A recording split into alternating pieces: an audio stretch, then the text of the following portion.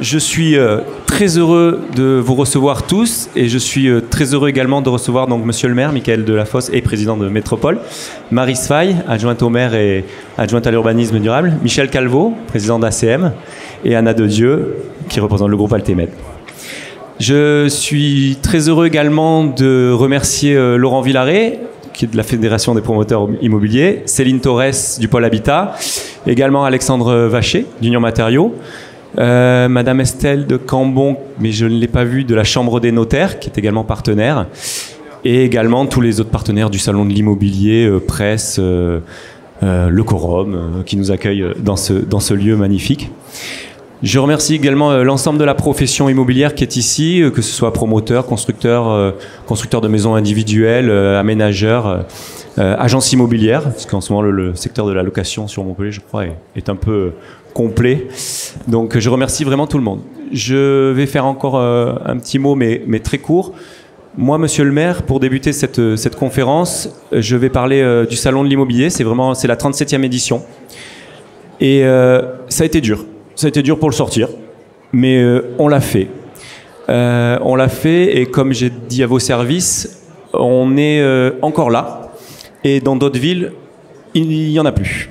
Toulouse a arrêté, Marseille ne fait plus, Toulon. Donc, comme j'ai fait il n'y a pas longtemps, j'ai envoyé une lettre au ministère du Logement en disant que le salon de l'agriculture nationale se faisait à Paris et le salon national de l'immobilier se faisait à Montpellier. Puisque nous avons ici, sur ce salon, une représentativité de tout ce qui est promoteurs nationaux comme régionaux, puisqu'on a une belle région aussi avec des régionaux. Et dans les autres salons en France, ils ne font plus les salons. Ensuite, j'ai été lundi à Midi Libre, où le ministre est passé sur une conférence. Je l'ai écouté et il a eu quelque chose qui m'a attiré l'attention, et il a parlé des maires bâtisseurs. Et là, je me suis dit, ça tombe bien, on est dans une ville où Georges Frêche a été un maire bâtisseur, et vous, aujourd'hui, vous représentez également un maire bâtisseur. Et pourquoi j'ai compris ça? Depuis que vous êtes arrivé, chaque année on fait le point. Aujourd'hui, on traverse une crise. Laurent, Céline le savent et pourront en parler. Mais ce qui fait qu'on s'en sort mieux à Montpellier, c'est que depuis que vous êtes arrivé, et pourtant on a essuyé des plâtres avec le Covid en début et ainsi de suite, eh ben, vous avez continué. Vous avez continué à lancer des projets, vous avez continué à faire le choc de l'offre, les assises du territoire, lancement des folies. Et c'est ce qui fait qu'aujourd'hui, et je remercie Pierre Raymond surtout, qui est là, je le sais, je l'ai vu ce matin, qui lance la folie de Ovalie. Et vous les aviez annoncés l'an dernier sur mon salon et le MIPIM. Et du coup, on voit aujourd'hui que ça sort. Donc pour moi, je vous considère comme un maire bâtisseur. Vous lancez également une restructuration de la ville avec les allées sur l'esplanade, et je pense que ça va être magnifique. Dernièrement, la place de la préfecture. On végétalise, la gratuité des transports. Je pense que tout ça fait que Montpellier a un attrait important. Et aussi, grâce à vous, beaucoup de gens viennent à Montpellier, adorent notre ville, et il fait bon vivre à Montpellier. Maintenant, je ne vais pas parler plus longtemps, je vais vous laisser la parole, et vous allez parler un petit peu de l'actualité, mais surtout, vous avez un thème cher de lancer ces fameuses assises du logement sur le salon.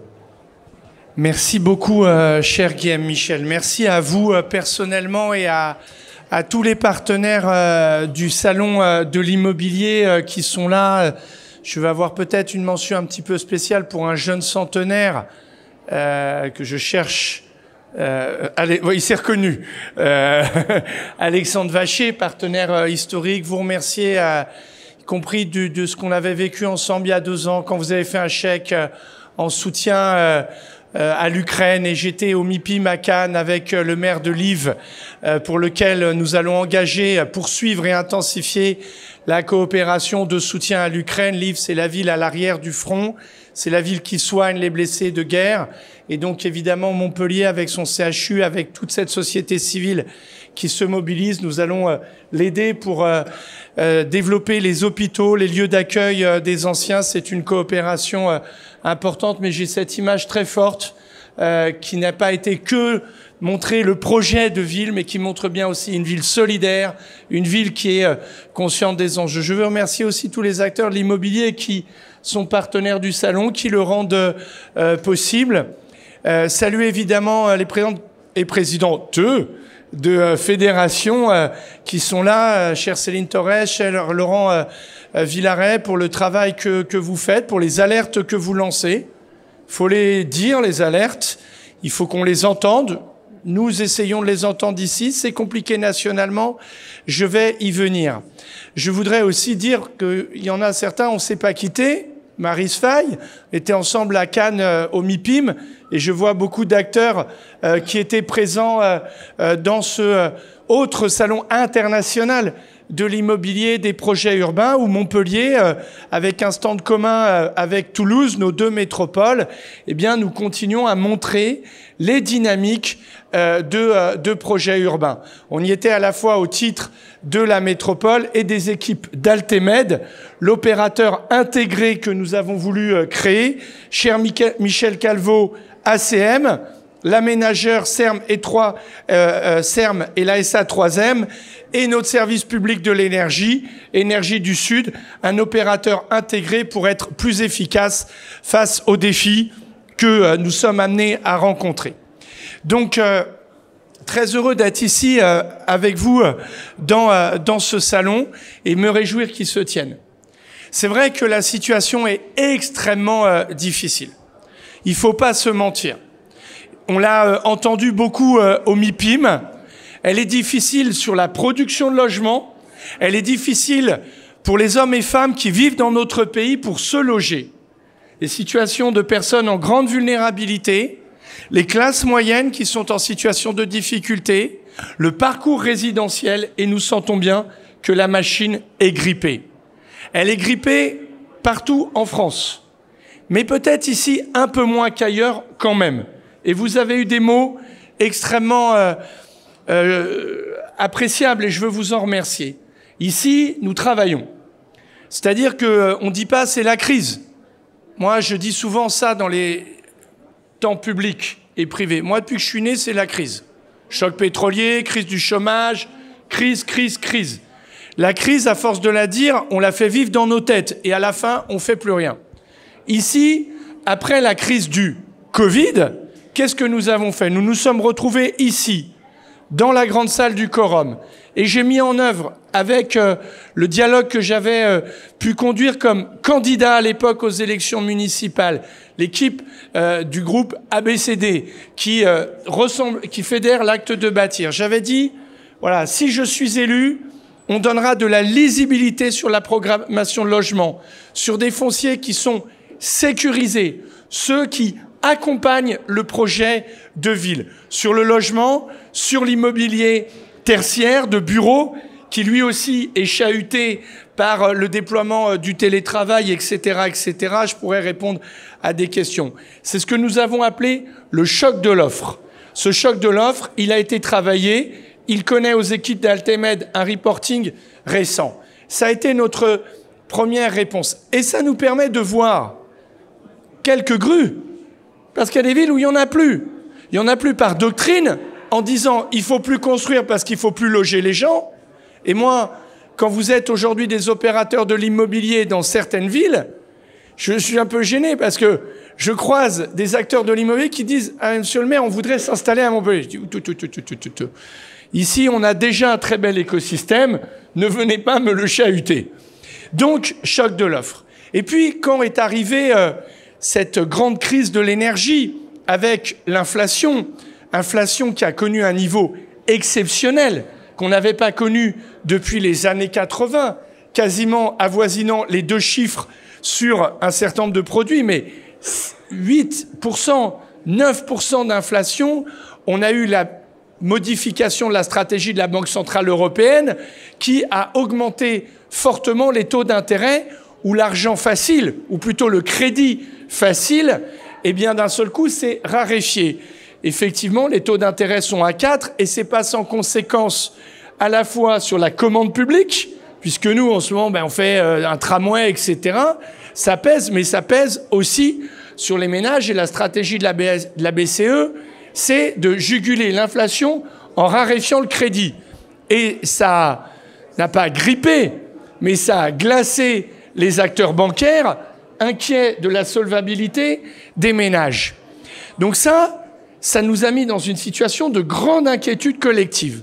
Qu'est-ce qu'on a fait? Alors ça, c'est passé totalement inaperçu. Pas de vous, mais de la presse.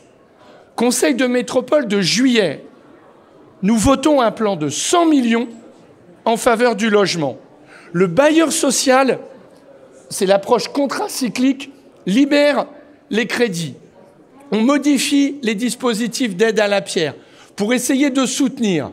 Il y a des négociations où on reçoit chacun des porteurs de projets avec les équipes d'Altemed pour essayer au mieux d'ajuster. Alors évidemment, on doit ajuster sans sacrifier l'objectif final une fois que le logement est produit et la qualité de vie. Et donc, nous nous efforçons d'être en situation d'agilité face au contexte. Nous pouvons quand même espérer, alors je rajoute un problème, dans mon raisonnement, c'est que la doctrine des pouvoirs publics gouvernementaux sur la question du logement est totalement chahutée. Fin du dispositif Pinel, mise en œuvre du ZAN, enfin, des annonces que je lis dans Midi Libre. Mais je me dis, c'est quoi la portée?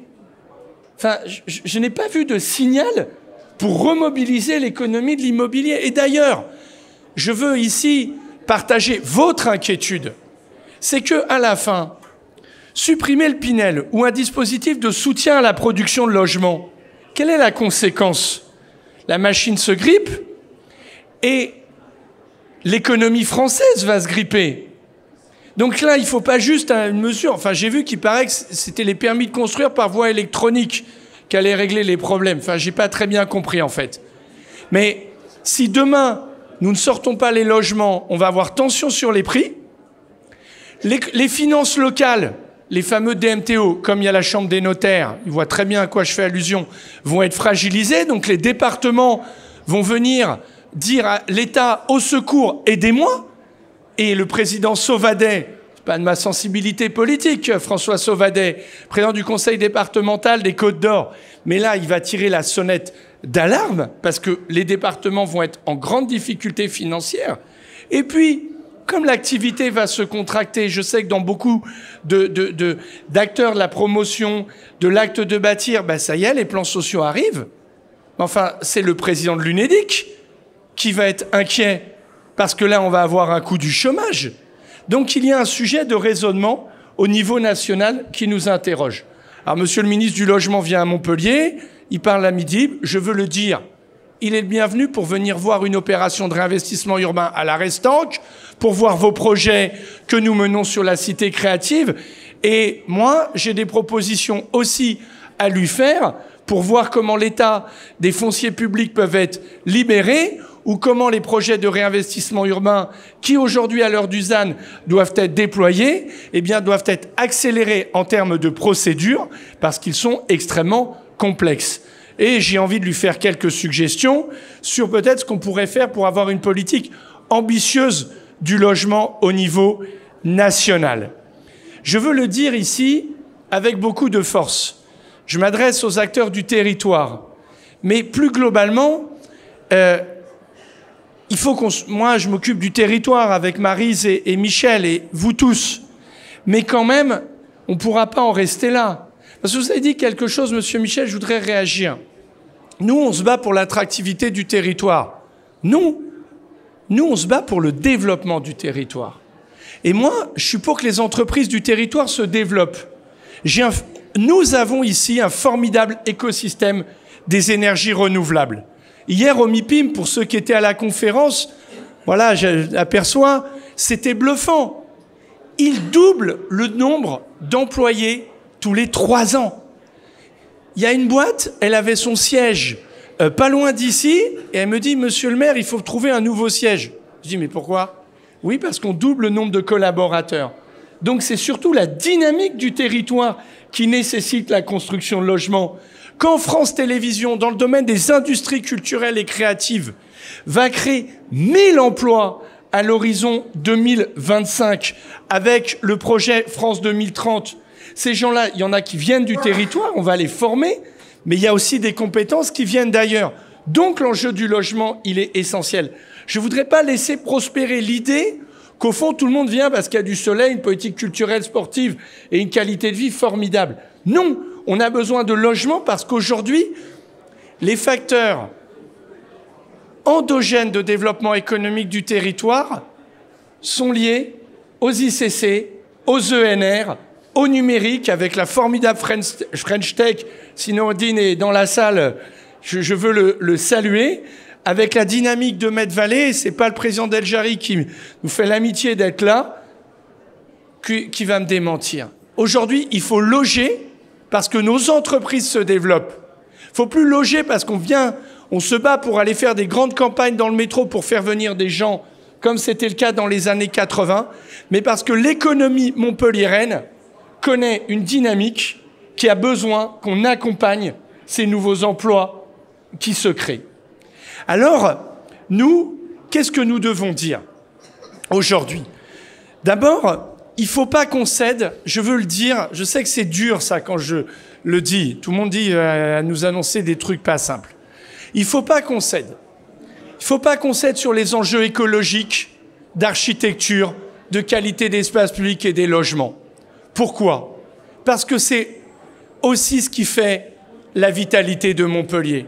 Hier, moi, au MIPIM, j'essayais de partir du MIPIM pour rejoindre Montpellier, pour aller voir la France gagner au hand. Vous vous rendez compte quand même qu'on accueille les matchs de l'équipe de France à Montpellier? Vous vous rendez compte que le week-end dernier, on a tout gagné? Vous vous rendez compte que en ce moment, entre le musée Fab, le MoCo, et j'en profite pour vraiment remercier Céline Laurent et à travers eux, tous ceux qui nous ont soutenus sur Capitale Européenne de la Culture 28. Enfin, on n'arrête pas de parler de Montpellier, que là, en face, ce soir va se jouer l'Avare de Jérôme Deschamps, qui est un des plus grands metteurs en scène de notre pays, et qu'il y a des gens qui viennent de Nîmes, de Béziers pour aller à Montpellier pour voir ça, parce que sinon, ils doivent aller à Paris. Et je ne vous parle pas du futur chef d'orchestre qui va diriger notre orchestre. Ça va être un coup qui va faire parler dans la France entière. Il faut que, hier au MIPIM, les gens me disaient, mais monsieur le maire, voilà, c'est incroyable ce qui se passe à Montpellier, la gratuité des transports. Voilà, ils disent ça. Mais ils disent surtout, il paraît que vous êtes un maire qui aimait l'architecture. Oui, moi j'aime. Mais en fait, tous les habitants de cette ville, ils aiment l'architecture. Ils aiment l'Arbre Blanc. Ils aiment Antigone, ils aiment le quorum, ils aiment la politique que nous portons sur les espaces publics. Vous en doutez, regardez les gens lire les panneaux de chantier. Ils sont super, Anna. Lire les panneaux de chantier en se disant ça va être génial. Regardez les réseaux sociaux. Ça râle sur les travaux, mais c'est normal. Fais pas d'omelette sans casser des œufs. Mais c'est bien évident. Mais regardez chaque fois qu'on annonce les nouveaux projets, comment les gens ils discutent, ils s'en emparent. Et donc il faut pas qu'on sacrifie ça.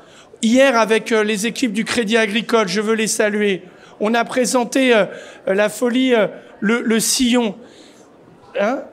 Oui, je me suis pas trompé. Non, ça va. Voilà, le sillon. Et tout le monde était là en disant, mais c'est incroyable qu'à Montpellier, on fasse ça. Parce que Montpellier, bâtir à Montpellier, ça doit toujours faire référence. Ça doit montrer que ça dit quelque chose à la ville, et j'ose le dire, un peu au reste du monde.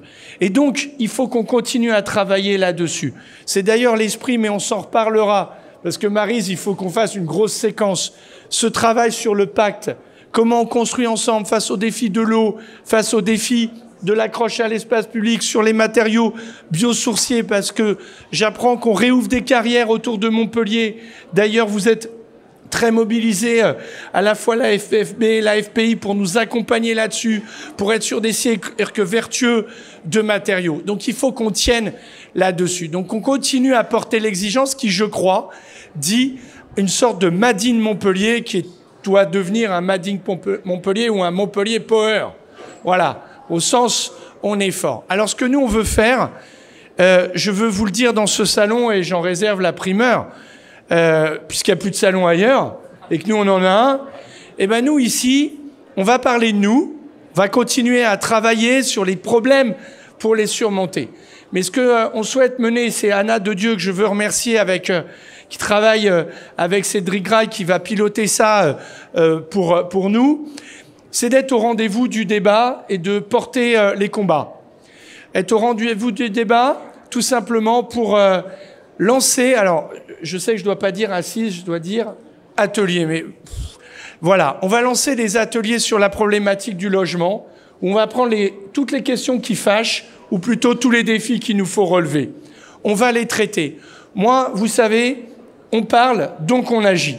Donc, les débats pour mener les combats. Dans cette ville, au mois de septembre, Président Calvo, on va accueillir le congrès de l'USH, l'Union sociale de l'habitat, qui est le grand congrès du mouvement HLM. Et je croisais les responsables de la promotion immobilière qui me disaient « mais les seuls qui sont au rendez-vous en ce moment, c'est les bailleurs sociaux sur les territoires ».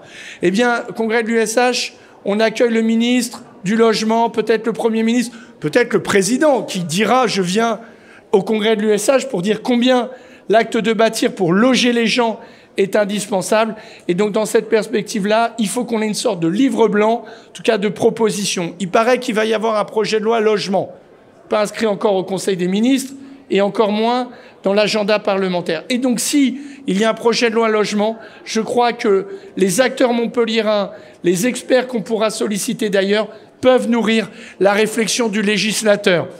Voilà ce que nous, on a envie d'essayer de faire. Et parallèlement, évidemment, continuer à travailler sur les nouveaux projets.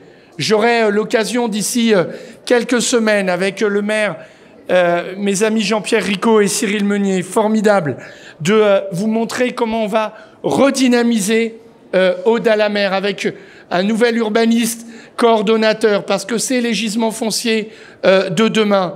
Comment, avec Maryse Faye, nous allons travailler ardemment. C'est beaucoup en chambre encore sur la Restanque, autour du Mine, qui doit devenir un des grands lieux ouverts sur la ville, pour vous dire que, voilà, quand on va arriver à sortir un peu de la crise, eh ben, d'une certaine manière, on a d'ores et déjà la lisibilité à l'horizon 2030, à l'horizon 2035. Vous dire aussi, parce que je sais que certains s'y engagent, qu'on va aussi travailler sur les transformations d'immeubles de bureaux en logements. Il y a là un gisement foncier qui est en train de s'opérer. On va faire beaucoup de bureaux autour de la gare Cambacérès. Beaucoup. Mais il y a aussi des endroits où ça bouge. Et il faut qu'on regarde. Et de la même manière, dans la centralité, on va pouvoir porter un certain nombre de projets. C'est le propos qui est le mien. On pilote le présent. C'est vrai que c'est un peu dur. C'est vrai que ça tangue. Mais on essaye d'être mobilisé là-dessus. On ne sacrifie pas l'ambition et l'exigence qu'on doit avoir pour le territoire. On définit le cap. Avec Alexandre Vacher, on prépare le déménagement d'Union Matériaux et on a la future ZAC de l'Union qui se profile. Donc on prépare, pardon de l'avoir oublié, pardon. En fait, il y a plein de projets, donc c'est pour ça.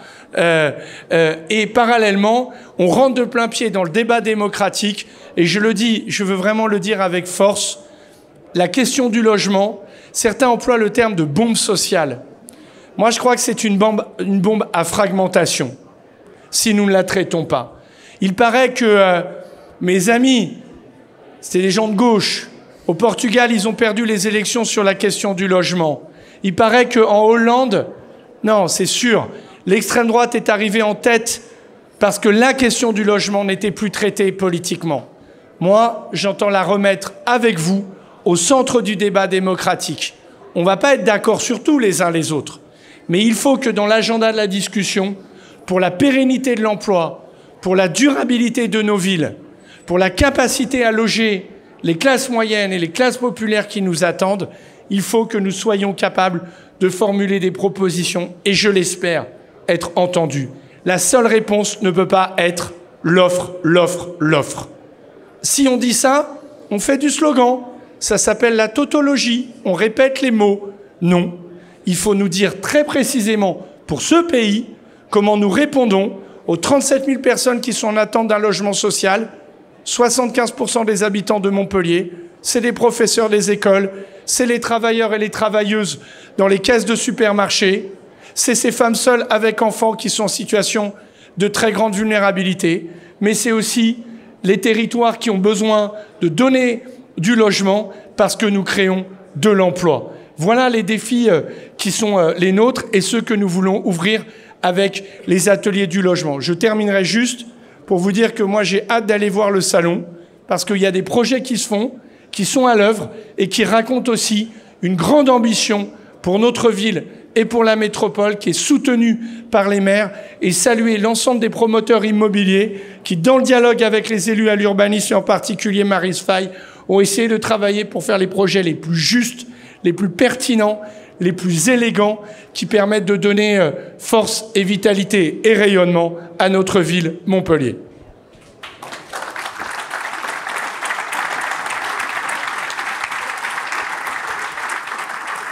Merci Monsieur le maire pour toutes ces annonces et ces explications. Avant d'aller faire un petit tour, je me devais de donner quand même la parole à Céline Torres, qui a suivi le discours et qui aujourd'hui, je sais, vous êtes en lien pour justement contrebalancer cette crise, et également Laurent Villaret. Donc Céline, on va te donner un petit micro juste pour poser une petite question à Monsieur le maire.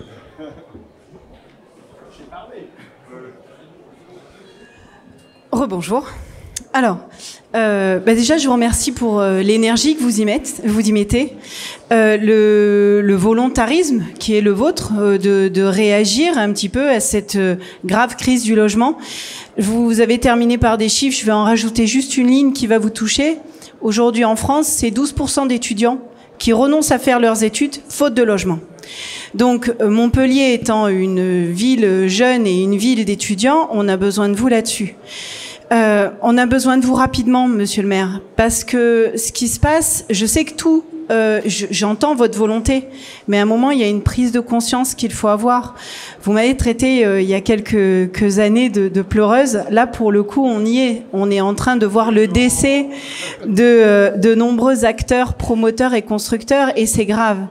Et bon, on a eu la chance, en effet, d'accueillir le ministre du Logement il y a quelques jours à Montpellier. C'était son premier déplacement officiel, hein, donc c'est bien qu'il est conscient peut-être des enjeux de notre territoire. Malheureusement, personnellement, les 10 mesures qui ont suivi sont des mesurettes, à mon sens, et c'est pas ça qui va sauver nos métiers.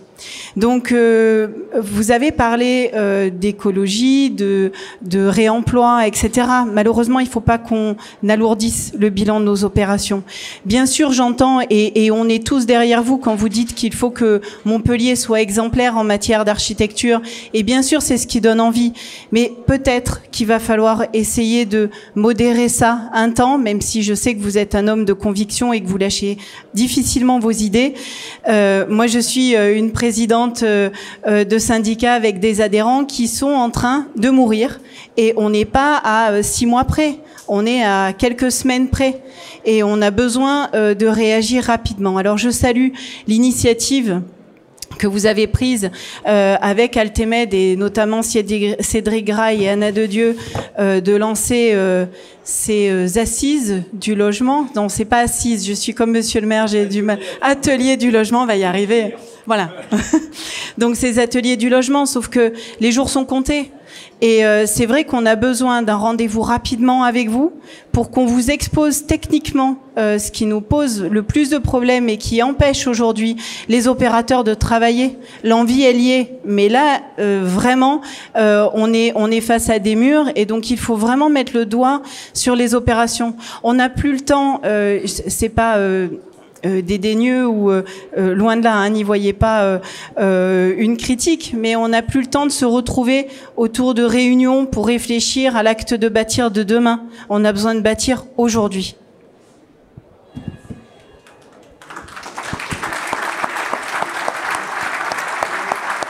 Merci beaucoup Céline. Et maintenant, je passe la parole à Laurent Villaret, président donc de la Fédération des promoteurs immobiliers. D'abord, merci Guillaume pour ce salon. Merci de tenir le cap et que tu continues avec cette énergie à le faire. C'est bon pour nous, c'est bon pour Montpellier, c'est bon pour la métropole. Donc continue et reste le premier salon français. C'est bien, on t'aidera en tout cas. Merci Monsieur le maire, merci à tous les élus d'être présents. Je trouve que Céline a fait un résumé relativement exhaustif de la situation. Je vais quand même insister moi aussi. Je fais le lien avec la rencontre avec le ministre. Alors moi, je vais être un peu plus critique. J'ai trouvé justement, au-delà de la bonhomie et de la sympathie qu'on peut avoir pour le personnage, je trouve que la conscience du territoire qu'il a visité, il ne l'avait pas. la conscience de ce que sont les modèles économiques de production du logement, ils ne les avaient pas. Il n'y a pas de compréhension. Moi, j'ai ressenti en tant que président de fédération, mais aussi en tant que promoteur immobilier, en tant que membre de l'Acte de Bâtir, j'ai eu en face de moi quelqu'un qui ne connaissait pas nos modèles, ne savait pas comment on produisait du logement, et encore moins, j'ai senti qu'il n'y avait pas de conscience sociale à ce qui était en train de se passer. Voilà. Donc je suis un peu critique sur la question, mais j'ai pu parler un petit peu avec lui. J'ai même envoyé des emails à son secrétariat avec quelques modèles immédiats qu'on voudrait proposer, mais je suis un peu relativement dubitatif. Bon, apparemment, il revient dans 3 semaines. Donc s'il veut voir des immeubles sur Montpellier, on vous accompagnera avec plaisir si vous êtes sollicité. Je vais sortir le bazooka là. Voilà. Je dis ce que je pense. Hein. J'ai pas de. Alors, c'est intéressant d'en parler 2 minutes, si tu me laisses 2 minutes. On lui a fait des propositions très concrètes. Vous voulez développer le logement intermédiaire au travers du LLI avec des TVA réduites. Est-ce que vous pouvez faire en sorte que pour qu'on en produise un peu plus en masse, vu la demande de logement intermédiaire qu'il y a sur la métropole, qui est l'essentiel de la demande en fait, hein, et qui est croissante, est-ce que vous pouvez faire en sorte que les particuliers puissent acheter en direct du logement intermédiaire? Première question. Deuxième question qu'on lui a posée, est-ce que des foncières de logement, des foncières privées puissent acquérir aussi du logement intermédiaire, tout simplement pour accentuer en masse sa production? On leur a pas, voilà. Donc, on lui a aussi dit qu'il n'y a pas de logement intermédiaire s'il n'y a pas de logement libre. Donc, est-ce que vous connaissez les modèles économiques de production du logement? Moi, j'ai pas senti de réponse, en tout cas, si ce n'est la lecture le lendemain, qu'il fallait accélérer les procédures sur les recours, effectivement, déposer électroniquement les permis de construire, ce qu'on fait déjà ici d'ailleurs. Hein. Voilà. Donc, j'ai trouvé que la vision, il nous a renvoyé quand même au PLF 2025. Donc c'est là que je dis, et je rebondis sur ce que vous venez de proposer. Pour moi, il y a 2 échelles d'urgence. La première, c'est il faut absolument qu'on se voit, monsieur le maire, avec les présidents de fédération, pour vous donner, en tant que maître d'ouvrage, les quelques pistes très sérieuses que l'on a. Et après, par contre, je pense que c'est une opportunité unique. Ce que vous faites, c'est vraiment une opportunité unique pour Montpellier d'aller porter au gouvernement comment on fait du logement demain et comment il faut repenser les modèles économiques, parce que je pense qu'il y a un sacré décalage entre leur conscience du côté structurel de cette crise et de l'impact social que ça a, et les simples tableaux Excel qui sont faits à Bercy pour décider en fait de la politique du logement et de l'aménagement du territoire. Voilà. Donc c'est un peu dur, mais je pense que vos ateliers du logement tombent bien. J'aimerais qu'ils soient encore plus rapides, hein, c'est ce que je disais tout à l'heure, mais ça demande du travail. Et je rajoute, s'il vous plaît, c'est vraiment important, évidemment, on soutiendra à fond ces ateliers, on se donnera corps et âme pour apporter de la substance. Par contre, il faut qu'on se voit tout de suite pour vous donner ce qui va se passer en 2024 sur les chiffres et les quelques pistes très sérieuses que l'on a en tant que maître d'ouvrage. Voilà. Merci. Merci. Merci Laurent et merci Céline. Je vous laisse répondre. Oui. Merci de vos interpellations. On va se voir, ça, il n'y a aucun problème. Même si je sais que c'est très fluide avec les équipes d'Altemed, avec Maryse, mais il n'y a aucun souci, et y compris parce qu'on va le dire, qu'on se voit, pour bien prendre ensemble la mesure de la gravité de la situation. Vous n'avez pas été un peu dur, président Villaret. Vous avez été sévère, mais juste. Parce que moi, alors je le fais très rarement. Vous savez, un ministre, un représentant de la République, il est toujours le bienvenu à Montpellier, quelle que soit sa sensibilité. Mais je trouve que le ministre du Logement, quand il vient sur ce territoire, où il y a une telle dynamique, où il y a des opérations de surélévation à la cité créative, portées par certains d'entre vous, de réinvestissement urbain, on est aujourd'hui la seule métropole de France, mais tout le monde est en train de faire comme nous, qui a fusionné le bailleur, l'aménageur et l'énergie. On crée l'endroit où on arrive à régler les problèmes de bidonville sur les modalités d'habitat intercalaire, même s'il reste beaucoup à faire. C'est pas mal quand on est ministre qu'on vient un peu discuter aussi avec les élus qui portent ça. C'est très bien Midi Libre, hein. Moi j'adore. C'est leur anniversaire, c'est très bien, c'est un très bon journal. Il faut que mais il faut aussi venir voir. Et moi j'ai des choses à dire. Moi, j'ai des choses à dire aujourd'hui parce que vous avez raison de me dire, il y a des mesures. Nous, on va en prendre, on va être là. Mais je peux pas être tout seul. Ou les élus locaux ne peuvent pas être tout seuls.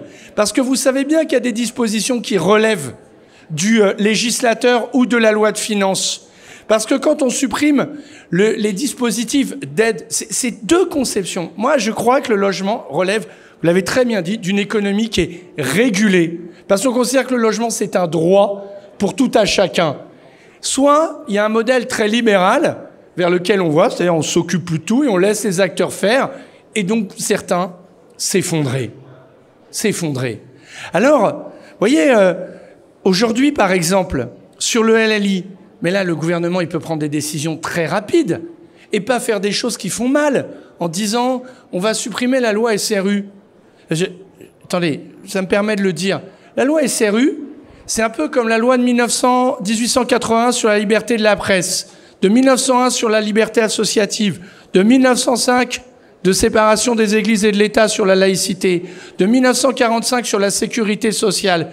Ces lois, elle a survécu à tous les gouvernements de gauche et de droite. Et elle est donc devenue une loi qui fait consensus dans le pays. Et aujourd'hui, l'annonce, c'est de supprimer la loi SRU. En fait, parce qu'il y a des gens qui sont des maires, je les connais, je me bagarre souvent avec eux, qui veulent plus construire sur leur territoire en réalité. Donc la FFB, c'est difficile. Parce qu'en fait, le logement social, aujourd'hui, on le fait plus comme avant. Il est intégré dans des programmes, il accompagne des opérations. D'ailleurs, on s'occupe du logement très, très social, et puis on fait du logement un peu moins... Voilà, pour essayer de travailler. Enfin, aujourd'hui, il y a un problème des travailleurs dits essentiels, les catégories C du CHU de Montpellier, par exemple, des agents de TAM qui ont du mal à se loger. Donc, là, moi, je le dis, défendre la loi SRU. Mais je reviens à notre affaire. LLI peut prendre des mesures. Il paraît que la Caisse des dépôts est censée acheter des logements pour vous aider dans vos programmes. Eh bien, on va en parler. Et vous allez me dire où ça en est. Et moi, je vais aller vérifier la réalité de l'annonce gouvernementale et la réalité sur le terrain. Et franchement, les foncières publiques d'État qui rechignent à soutenir les programmes à Montpellier, enfin, ici, qui investit, sait que quand même, globalement, le territoire est porteur. Donc s'il y a un problème, c'est ça. Vous avez raison en plus. Je vous remercie de relever. Nous, on a fait ensemble, parce que vous m'aviez... oh là là, vous m'aviez dit, oui, les permis, la paperasse, tout ça. Bon, on a fait le truc électronique, ça y est. Enfin, le ministre, il a annoncé ça. Enfin, c'est bas de plafond, quoi. Sans mauvais jeu de mots. Voilà. Donc, moi, je prends ce dialogue, mais il faut entrer dans le débat national. Mais on n'est pas les seuls, hein. Beaucoup de maires pensent comme moi. Enfin, non, pas tant que ça, malheureusement. Il y a beaucoup de conservatisme, vous le savez. Donc on va rentrer dans le débat national. Moi, je suis quand même convaincu, Madame Torres, qu'on peut quand même travailler sur la structuration des filières. Sans doute, il faut un peu ajuster, mais je suis convaincu qu'il y a des nouveaux modèles. Et dans les crises, en fait, c'est ça qui est bien. C'est de faire naître, c'est de prendre la longueur d'avance. La crise, on ne doit pas la subir, on doit la traverser. Donc il faut qu'on ait des mesures pour accompagner. Je proposerais que dans ce rendez-vous, vous invitiez les agents immobiliers, parce que je vais leur parler aussi. Je ne sais pas, le président est là, je ne l'ai pas vu. De la FNAIM, non. Bon, non, mais il n'y a pas de souci. Je vais leur parler, je veux leur dire, parce que je vais inviter en mairie tous les agents immobiliers de la ville avec les notaires. Et on va leur présenter tous les projets de la ville. Parce qu'en fait, quand les agents immobiliers, ils connaissent bien, ils peuvent expliquer, ils peuvent nous accompagner. Et comme vous avez vu qu'il y a des chantiers partout, c'est-à-dire qu'il y a des projets partout, voilà, on va se parler. Donc nous, on va prendre notre part, on va continuer, parce que moi, je ne veux pas que la production de logements fléchisse, et je veux protéger l'emploi ici. On le fait beaucoup sur les travaux publics, donc il faut veiller à la FFB. On investit énormément. Je rappelle quand même que le niveau d'investissement sur le territoire n'a jamais été atteint. C'est ce que le sénateur Jean-Pierre Grand appelle le 2 mandats en un. On fait l'équivalent de 2 mandats en un, y compris sans doute dans la deuxième partie de la décennie, il faudra être plus calme parce que rembourser tout ça. Mais on lâchera pas évidemment la FFB, mais je veux aussi qu'on se le dise, c'est une interaction locale, nationale. Et aujourd'hui, il y a un acteur qui ne répond plus présent, c'est le gouvernement sur la question du logement. Il répond sur d'autres choses. Mais là, honnêtement, voilà. Donc on va l'interpeller. Et je vous donne la méthode. On va se servir. Hein. On accueille l'USH qui vient. je ne sais pas si on aura le congrès des notaires en 2025, mais si on l'a, alors là, ça va être festival. On accueille l'UNCAS. Enfin, on va avoir plein d'occasions de prendre la parole, parce qu'aujourd'hui, il faut effectivement que les gens se rendent compte que les signaux sont trop contradictoires et ils sont en train de menacer toute une filière qui est celle de l'économie de la construction, qui n'est pas que la promotion, qui sont effectivement les entreprises du bâtiment, les études notariales, les cabinets d'architectes qui sont sur ces sujets, les bureaux d'études. Enfin, vous connaissez mieux que moi cette liste-là. Donc, voilà. Donc, chacun prendra sa part. Mais nous, on prendra la nôtre, ça, n'ayez aucun doute sur le sujet. Je en profite, une fois de plus. Vous êtes un maire avec une énergie exceptionnelle, débordante. On l'a vu pour justement Montpellier, capitale de la culture. Vous avez remué la France. Je profite de ça, remuer la France pour l'immobilier. Vous l'avez dit, il y a pas mal d'événements qui vont se développer, se dérouler aujourd'hui chez nous. Profitez-en pour être le leader aujourd'hui des maires bâtisseurs de France. Parce qu'en effet, comme vous l'avez dit très justement, vous cherchez des solutions sur le territoire, et je vous en remercie, mais en effet, tout est bloqué au niveau national. Donc pourquoi est-ce que vous ne seriez pas le fer de lance de l'immobilier au niveau national ? Bon. On va déjà... Bon, moi en tout cas, merci, mais déjà j'essaye de bien m'occuper de Montpellier. Mais c'est vrai, pour la première fois, nous disons que ici, il faut qu'on débatte. Et ce qu'on va faire là dans les assises ateliers du logement, c'est pour les porter nationalement. Moi, je prends très clairement cette responsabilité-là parce que en fait, je vais vous dire une chose. C'est aussi très... donc, on va parler. Moi, je sais que j'ai des contacts, je vais écrire des tribunes, je vais faire ça. Moi, je souhaite que ces ateliers, ils aient une vocation nationale. On va faire venir des intervenants nationaux. On va choper... On va inviter les... Excusez-moi, je parle comme dans la cour de récré, c'est pas bien. On va inviter les parlementaires qui sentent qu'il y a un sujet. J'étais avec un parlementaire du Loiret qui est député Horizon, qui me disait « Mais monsieur le maire, il faut qu'on se parle parce qu'on sent bien qu'il y a un sujet. » Donc voilà, on va essayer de mettre ça à l'agenda national. Voilà, moi je vais faire avec vous ce travail. C'est le sens de ces ateliers. C'est pas juste... Enfin, c'est pas comme quand on a fait les assises du logement pour faire le choc de l'offre. Ça, on se parlait au territoire de la métropole. C'est bien pour donner pour mettre dans le débat national la question du logement. Ça, moi, je suis convaincu, faut le faire. Et je le dis, parce que si nous, on construit à Montpellier, il faut que les autres y construisent ailleurs aussi. Vous connaissez ma conviction. Il faut répartir la croissance démographique à l'échelle de la métropolitaine au sens large, de l'aire urbaine. Et vous avez vu le formidable projet du maire Soujol, vous avez vu le formidable projet du maire Michel Harouy sur les friches de Frontignan. Sans doute là, on a un sujet, le réinvestissement urbain, il faut accélérer les procédures. Ça, c'est clair. Et il faut aussi qu'il se passe des choses ailleurs. J'étais avec Jean-Luc Moudinque, qui fait exactement les mêmes constats que moi pour la métropole de Toulouse. Donc on voit bien que les maires, ils doivent prendre ensemble une forme de leadership. Alors vous fondez beaucoup d'espoir sur moi, merci. On va surtout essayer de travailler, on va essayer de régler les sujets, mais je parlerai... vous savez avant moi que le ministre va revenir. Non mais c'est lunaire. Enfin tant mieux, hein. Mais je le dis, s'il revient le ministre, vous pouvez lui dire que le maire de Montpellier veut lui montrer 3 endroits. La Restanque, comment on fait du réinvestissement urbain, la cité créative, comment on fait de la surélévation. Je l'emmènerai sur le site Groupama pour lui montrer comment on veut transformer du bureau en logement. Mais purée, quoi, il faut soulager la procédure. Et puis je lui montrerai mon bureau et je commencerai à lui montrer les propositions qui sont les nôtres. Il faudra juste qu'il accepte de prendre 1 heure, comme l'a fait d'ailleurs le ministre de l'Intérieur à l'époque. On échange sur les sujets. Et peut-être que l'expérience que vous me donnez souvent à partager, on a chacun nos convictions et nos approches, peut-être on peut lui faire comprendre. Et puis moi, je lui dirais une proposition. Monsieur le ministre, libérer des fonciers publics d'État, parce que ça, on peut, à des prix beaucoup plus bas. C'est un vrai choix que vous faites, mais d'un seul coup, ça peut nous permettre, sur le plan foncier, de faire la chose. Oui, il y a 3-4 trucs, hein. 3-4 trucs. Puis ensuite, il faut parler aux banques aussi. Il y en a dans la salle, mais il faut peut-être un peu détendre là. Voilà, il y a peut-être des choses comme ça. Bon, visiblement, vous le voyez plus que moi, donc voilà. Allez.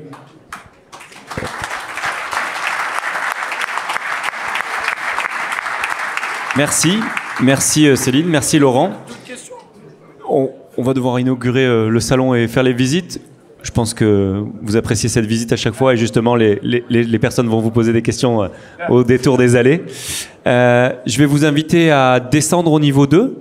Laurent, Céline, Alexandre, de nous suivre également pour le coupé